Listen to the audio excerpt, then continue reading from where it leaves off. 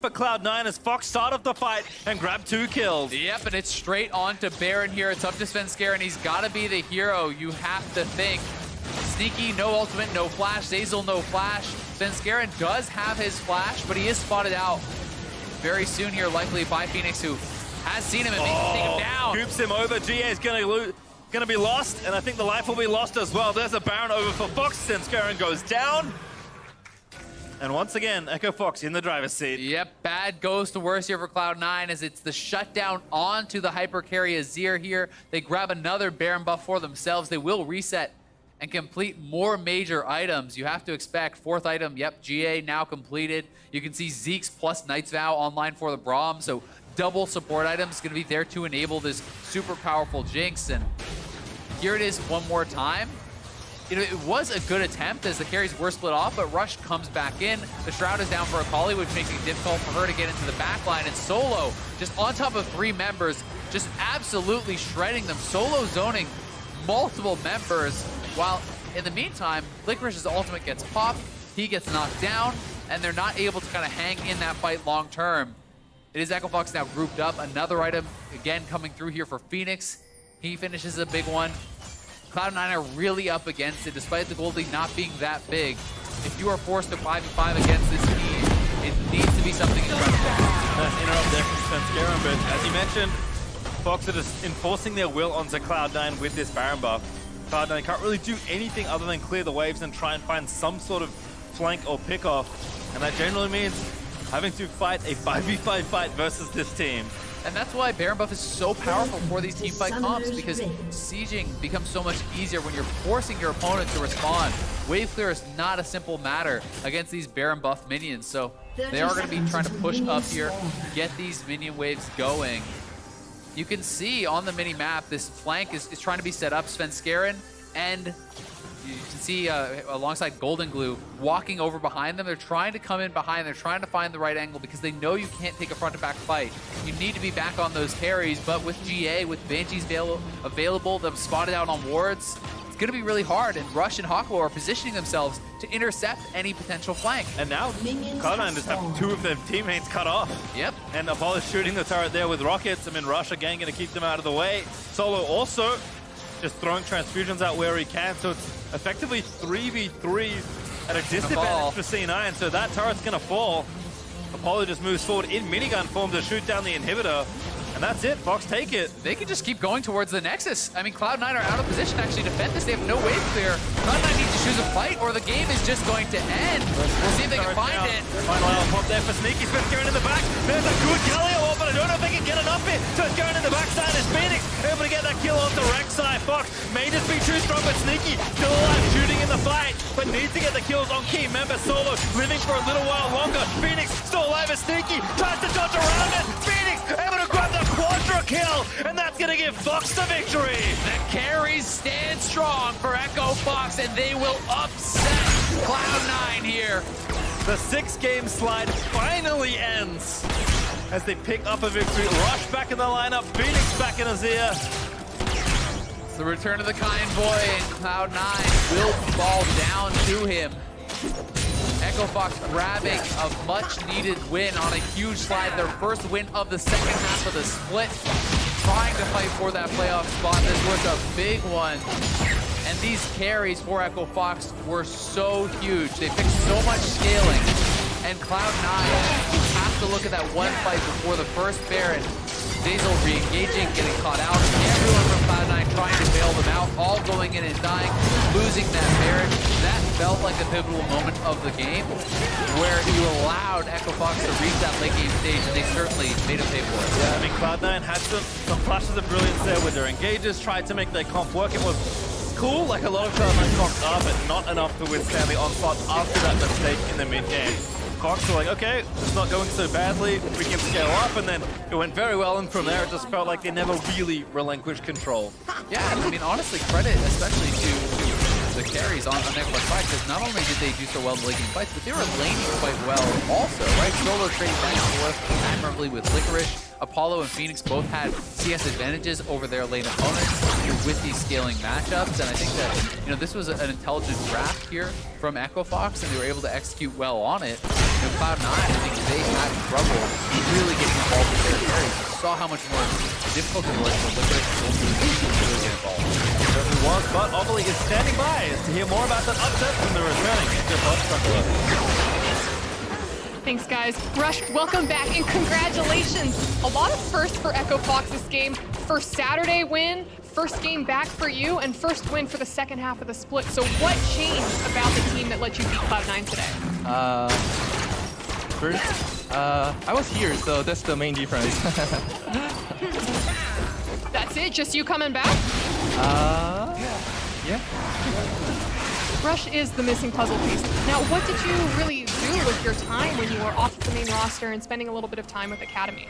I wanted to figure out maybe what we are excel at and what we are bad at by playing Academy roster, because every player has one strong point or like weakness, so maybe I could pick those up, and I found what I was lacking. What were you lacking? I think communication skill maybe.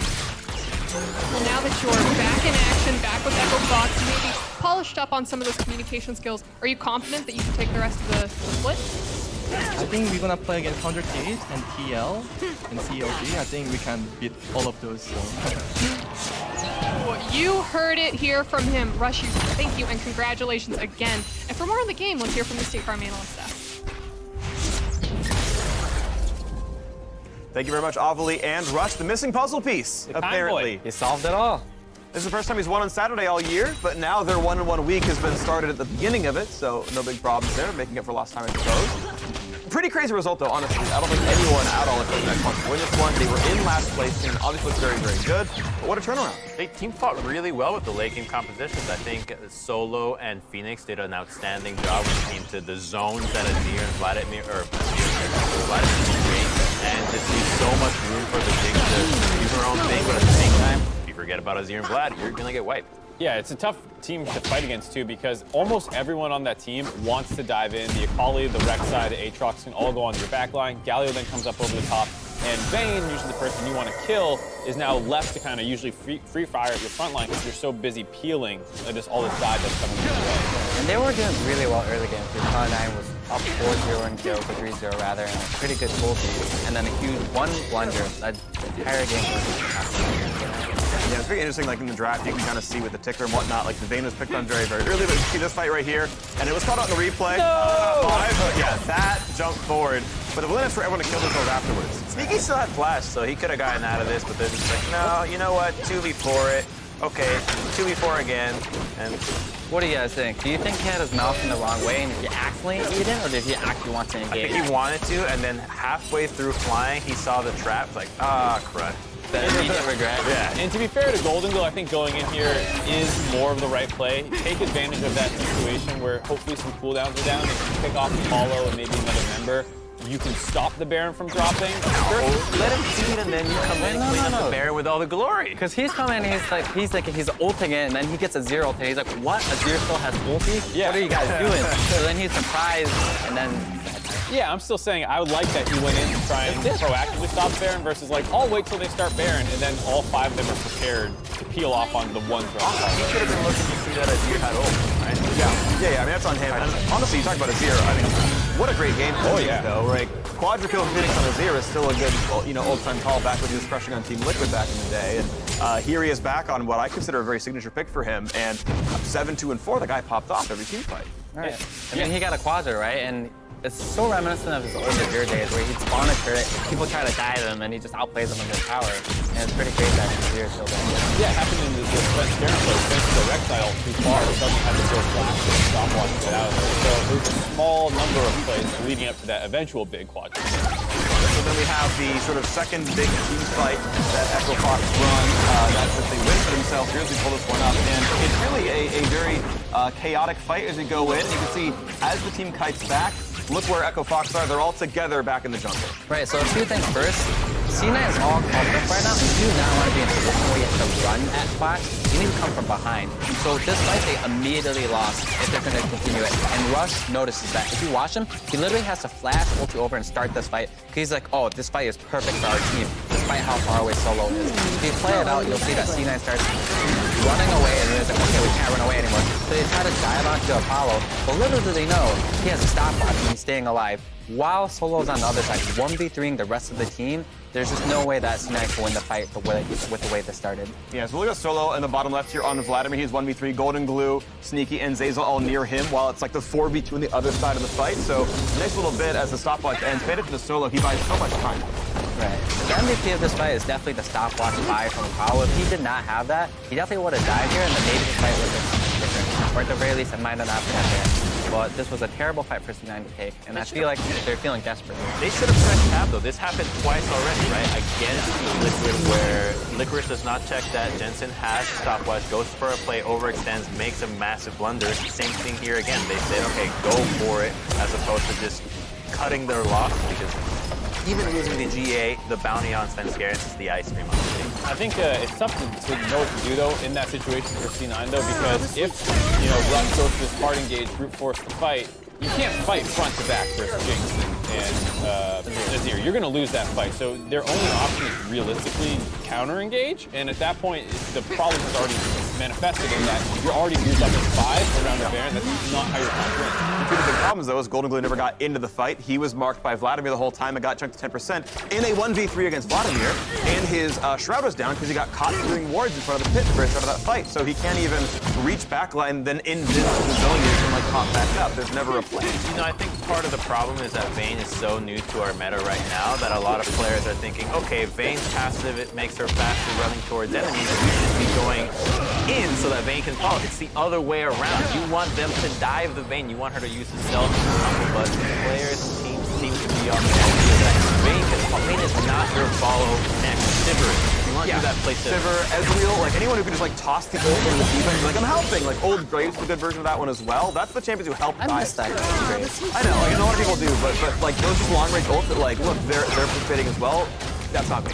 Yeah, and to be fair, there were a number of successful team fights where they played properly on C9's side. That team fight was one where, like Hai was saying, you're already clumped up at 5 and Rush just flash engages on you. Like, what does your team comp do at that point? It goes in. I definitely feel like C9 was feeling the pressure. When you're pressing tab and looking at the enemy champions, you see a Vladimir, Azir, and a Jinx. And you're like, how do we win this late game, guys? All right, so let's take a fight. And that's good that they take a fight, but they gotta take better fights. You can't have your mid laner getting engaged down and blow into the fight. Yeah, well, end of the day, Echo Fox, a surprising win, but one they needed all the same with CLG winning. They have to keep pace and then still catch back up with them throughout the end of the season. Still a possibility for them. Now up next, TSM and Golden Guardians face off over in Game 4. Don't touch that browser.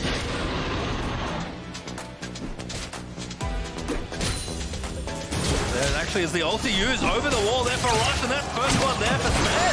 The ulti pops it, good fire. Apollo dive over the turret. Svenskeren able to grab it. Golden Glue, he's going to try and make something happen with Azir. Knocks him back around. The Hemo Blink is there. The stasis is only going to delay his inevitable death. Into the back there for Solo with a Hemo Plague, but it's a fight on 2 fronts as Golden Glue pops the stasis just in time to not die. Still alive, shooting in the fight, but needs to get the kills on key. Remember, Solo living for a little while longer. Phoenix still alive as Sneaky tries to dodge around it. Phoenix able to grab the quadra kill.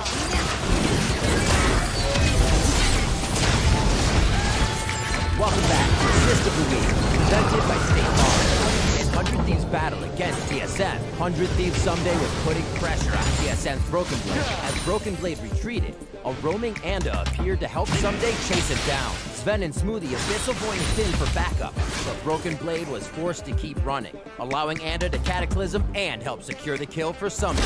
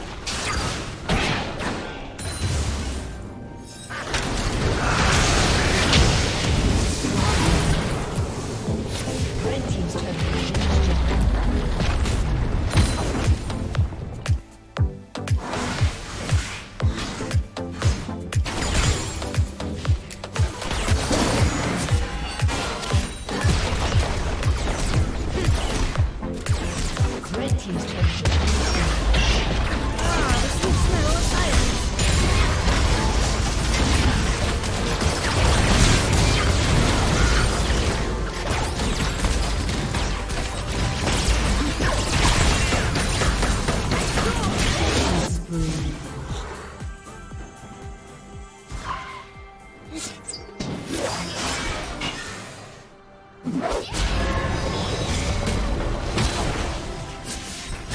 welcome back to the LCS for Game 4, and it's TSM versus Golden Guardians. Now, in a statement that would have been absurd about a year ago, this bout between the two teams may very well be the best matchup of the week. Yeah, I mean, this is mostly due to Golden Guardians being the best we've ever seen them be. If they're able to win this game, it ties their lifetime wins from last year. So huge turnaround from this team. They are legitimately a good playoff contender. Not bad at all. However, I think they have a lot to improve still, particularly with the synergy that they have outside of laning phase. I want to see the bottom lane be a little bit less active. I think they're actually doing all they need to be doing. They're just overreaching. Let the rest of your team do their job. Froggen and Hanser know what they're doing. Yeah, totally agree that we've seen some misgivings. There's a really big game against Clutch, for example, one of the recent losses where it was just catastrophic for OLED. Either way, though, of course, winning for Golden Guardians within the realm of possibility. GGS got the better of TSM the first time around this year. Yeah, and it was due to the Froggen's Karthus, which promptly got banned in the following games because it was such a crutch for how they won that game. I wonder if they're going to let him do this time. I really think no. Yeah. Instant ban the Karthus? I really You don't trust that man Bjergsen to be countering the Karthus? He trimmed the beard. Oh, did he? Yeah, that's all. No, that's earlier in the year. From earlier. Always invaded. From Asset Day back in the beginning. It's just grown since then. I feel like when players are asked if they want to ban it during Deathrain, a lot of times the ego comes into play, and Bjergsen might be like, I don't care about Karthus. Let them do it. That wasn't why they wanted to ban it. I would always just say, yes, bad, not bad. You gotta get rid of that. Otherwise, we're all losing, and you're gonna blame me. No, I know what Hive's talking about, though. So many players like, no, let it through. It's not actually a good pick in the meta. All some of these players. Right, and then they get, it goes terribly. Yeah, they didn't get any practice against it that week. So I think Bjergsen, I do trust him to have a counter prepared, like whether it's for the long game we saw Jensen pull out in the CL. They actually didn't even go that way. No, One goal in the yeah, you have TSM trying to prove that they're the third best team in the league. If they get taken down by the Karthus again, that's a bit of a problem. Froggen having one of his best splits in years on the TSM side of things, though. They, of course, want to handle a playoff contender. They're in third place right now at 9-5, with C9's loss catching them. It's a bit easier. That road is still possible. And overall, if they win, I mean, any game in the next 4, TSM are guaranteed playoffs. The chance of 0-4 and falling out is a possibility, so is the chance of second. I am expecting TSM to be a bit better. Remember last week, Broken Blade was a little bit injured, was not able to practice with the cadence. I attribute a lot of the faulty top gank to that. So today, I hope they practice it more. There's going to be more synergy because you can't really go more than that. Like, if you're just not on the same page on your ganks and dying so much on the 2v2, if it changes, probably for the best. All right, well, we'll hope for some improvement there in the top tempo synergy. Either way, we are ready to go into the game. So, Captain Flowers and Kobe, take it away from Game 4. Thank you very much, Freak. We are tagging in here now. I am Clayton Captain Flowers Reigns. That is Sam Kobe Hartman Kinsler, and we will be your guide for the last few games today. That's true. And you know what is another interesting fact? TSM are 7 wins in their last 8 games. Ever since they had this strategy of committing Broken Blade on the top side to this split push champion, or whatever it is, the Jax, the Nico. He's used quite a few of them. They have racked up the wins. Not all the wins have been super clean, and they themselves have been kind of disappointing some of them. But both of these teams, I would say, the Golden Guardians and TSM, are on hot streaks in the second half of the split. And that's why everyone is so excited for this game. Well, somebody's got to cool down a little bit here. Neither side wants to be them. Let's see how it plays out here. Golden Guardian banning out the Irelia and the Cassiopeia to start things off as TSM gets rid of Draven and gets rid of the Jace. Karthus still up. Yeah, Golden Guardians have been doing a lot more with the early game. You know, last time they fought versus TSM, the big scaling. The Karthus and the Ezreal, 2 late-game carries for themselves, and they kind of weathered the early storm that TSM brought. But recently, they've been trying stuff like a lot more early game focus, trying to snowball. So I see TSM here adapting to how the Golden Guardians have changed over the course of this split. Golden Guardians want to go ahead, grab themselves that Braum first and foremost. Has been a very powerful, very popular pick recently. Ole on that one, able to provide some heal and some disengage as a fight break. Yeah, Braum extremely highly prized right now because you can both protect scaling AD carries with it for lane, or go for kill lanes yourself. Very good with Lucian, who is still available, even though Draven has been banned out as one of the premier lane bullies. Lucian paired with Braum is one of the #1 kill lanes go for, especially even into support damage like Galio. You land the Braum Q, there's nothing for Galio to be able to get away from the slow and stun that usually comes quick after. Yep, Galio also another champion that's very popular in support these days. You got hit with the Nerf Hammer over and over and over again until he was no longer really that viable in solo lane. But they said, hey, the kid's still pretty strong. We'll throw him down to the support role. Doesn't exactly need the same economy to work there. And Lissandra is also locked in now with TSM. Yeah, two really big zoning champions for a possible team fight here for TSM. Lissandra, as you know, comes with her own invulnerability, as well as frequently purchasing Galio forcibly laid down the giant AoE for the ultimate. Those things I was going to say are great setups for Evane. Evane has already been locked in here, Captain Flower. We're keeping the theme of day going. Ever since this champion shows up in the LCK and takes down the undefeated best team, everybody everywhere is wanting to play it. Yeah, Hammer falls right through their hearts, and this time around it's going to be definitely piloting now. So here's how I see Vayne. Most AD carry players that I know want to style on people with Vayne. They're like, yeah, I'm such a good Vayne. You talk to Freak every day, he'll be like, I'm the best Vayne you've ever seen. But Vayne has been not viable for competitive team for so long. As soon as the viability is proven, and she's super strong once again on this patch, yes, of course, because Rageblade, the plus to the ultimate as well, her being very close to permanently invisible late game. Every AD carry is now like, yes, it's my time, I can show you all my Vayne. So we had Double, we had Reckless, we had Uzi, we had Viper, like everybody pulling this out. Here's how I see things. Black and white picture with a red slash to it, because I ban it every single game. It is so difficult to play against, especially if the player is powerless at it. The Aatrox will also be accompanying the Golden Guardians roster this time around, and TSM launches with Kalista for Sam before the second round of games. Yeah, I mean, the Vayne popularity rising because the early lane phase is a little bit less punished now, but mostly because once you get your 2-item power spike, as long as you have your Blade Blue and King, your Rage Blade, you can stack silver stacks very quickly, and the ultimate Q buffs to allow tumbles that much more frequently, allow you to navigate team fights. Now, she does have a weakness though, and it always comes back to the short range or later on in the game. We saw previously, you can hit Jinx and stuff like that, into the long range, rocket, crystal. But here, TSM has chosen for another early game oriented possibility. Kalista can stack up here very quickly. One of the trends with Kalista right now, by the way, Halo Blade Kalista, that I love for super early on. You can get 3 autos off very quickly, speed them down. With the increased attack speed, Kalista hops faster. Alright, as we're catching up with the draft here, TSM started to go some early damage with Rek'Sai, but over on the side of Golden Guardians, the second swing game we've seen so far this split. 73 games played so far, only 1 Swain among them. Now we're going to see that number doubled, as they'll also pick up the top here. And what you want when you have a Vayne on your team is a lot of crowd control to be able to set up the battlefield for windows for Vayne to work with. We talked about the short range. She's going to want to be able to use the tumble to reset multiple opportunities to go aggressive on people. And for that, you need hard CC. So Braum, Swain, Poppy, Aatrox, all bringing possible moves that they can use to set up a Vayne for DPS. And we know that Vayne is one of those champions that can provide the DPS of an entire 5-man squad all on her own. Percent HP-based 2 damage, especially combined with the Phantom Hit 1 Rage Blade, means you can shred through anyone, but one of the answers TSM is also deciding to pick for that. They put Broken Blade on the Vladimir, adept at diving into 80 carries and absolutely eviscerating them if not properly protected. And good AoE as well, because even if the Vayne tumbles away invisible, you can still hit her with AoE abilities. So that is one of the big strategies as well, going after a Vayne.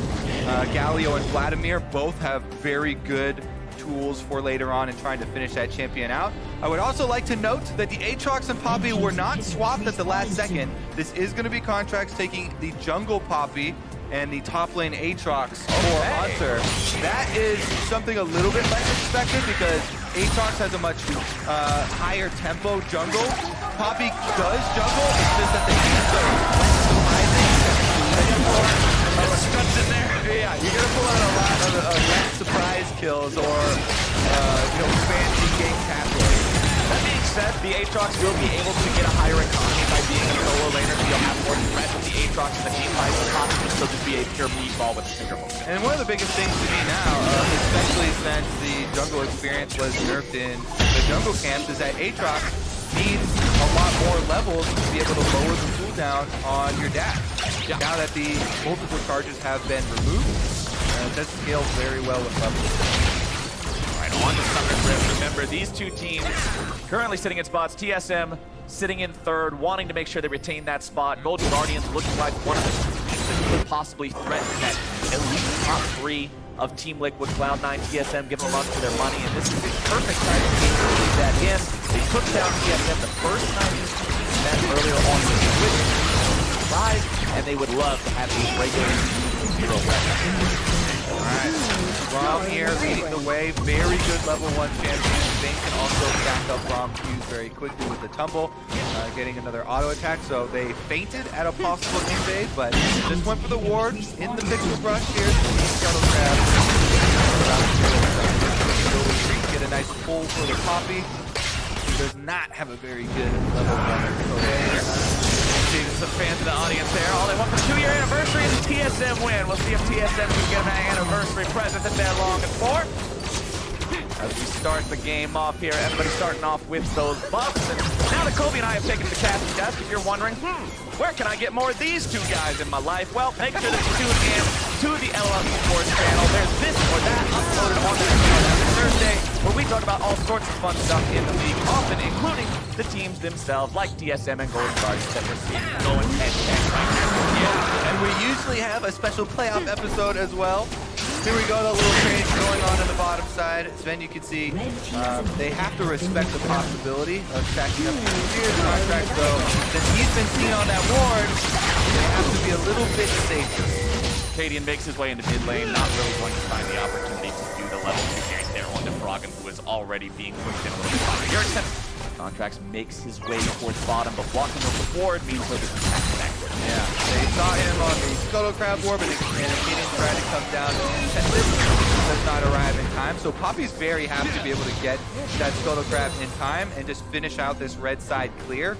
Poppy not super strong early on, unless Rek'Sai has poor positioning and puts herself right next to a wall. That's really the only way you allow yourself to get charged early. Yes, you can do a splash charge as Poppy, but that is about it. He does clear very healthily, though. You can see contracts starting with the Talisman. Anytime you want to do red side clears for the AoE camps, that is your starting item of choice. And the hammer actually does quite a bit of AoE. Bjergsen here does lose out on that trade, and the old Grasp Swain. Froggen's beating him down. On the bottom side, it's Sven and Smoothie getting the edge over that Vayne nice and early here. Cadian once again is it towards the mid lane. Forcing out the flash from Froggen. Gonna be flashes following that one up, and first blood over to Cadian. They get him despite it. The Thrall won't do it, and that is 1 for 0 TSM. Cadian has been on the warpath here ever since he joined TSM. Very active in the early game with a couple passes through the mid lane here. This one, finally finding Froggen in a vulnerable position further out in the lane. Does trade flashes and is able to secure that kill for himself. First blood goes a long way here for him. And I was at the beginning of this split very excited to see what Acadian looks like on TSM. Let's take another look here at the ganking drop. Early flash, but working on the pin. Here we go, the flash is in. Able to get the 2 damage off. Bjergsen on Lissandra is the perfect champion at following up. He flashed as well. Olay! Olay gets taken down. Smoothie gets him with the last tick to get 9 and turns him away. Makes it a 2-0 game here for TSM. Uh-oh, this is getting dangerous for the Golden Guardians because Sven has gone the lethal tempo Kalista. This was the older, more traditional Kalista, much better for later on in the game. Scales better than Hail of Blades. But Hail of Blades does have higher impact early on in the lane phase for a lot of those trades for the kills. But they got the kill without that extra early on power, and it is looking very good with an extra plate about to go their way. One more minion. Doesn't quite. TSM are looking good though. Early on, being able to find yourself at your bottom side, not even needing to jump yourself, always very promising. Especially when you're up against one of the teams like the City. It doesn't necessarily have a lot of utility. It's just a hit. Right? You're not talking about an Ashe or a Jhin or something that can provide long range CC or some sort of cover fire. You're talking about somebody who has to get Exactly. You need your Vayne to get to the 2 item power spikes that she's looking for. At least the Blade of the Rune King, and then once you get Rage Blade, that's where it all starts to come together. Before that is the opponent's AD carry's time to shine, and Ben is all over it. Infernal Drake is the first Drake as well. That will be quite big at snowballing here with the early lead. Very tasty. TSM looking for this one. We'll see if Golden Guardians decide they want to contest it. Their jungler is on the opposite end of the map, so they just want to see if maybe there's anything they can do, but they'll go ahead and yield that one away. TSM does have 4 bodies down here, which means Golden Guardians just have no sort of reply, and Acadian will grab that one up here. Last couple of hits onto it. Not really in danger of having that one stolen away. Smite not quite ready, so just beats it down with the abilities, and that is first Drake TSM, just 6 minutes in. Again, Poppy, a lot less agency in